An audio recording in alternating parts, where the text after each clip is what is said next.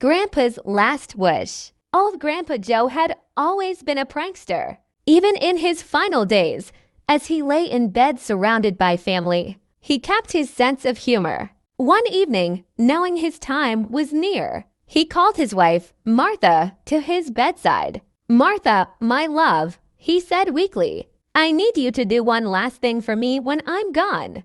Martha wiped a tear from her eye. "Of course, dear, anything.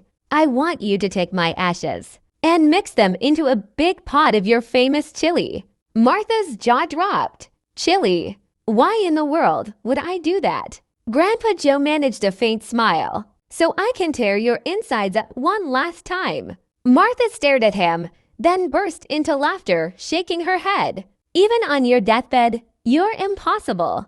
Joe chuckled weakly. "Gotta keep the tradition alive, Martha." A few days later, Grandpa Joe passed away peacefully. At the funeral, Martha shared his last request with the family. Some gasped in horror, while others laughed until they cried.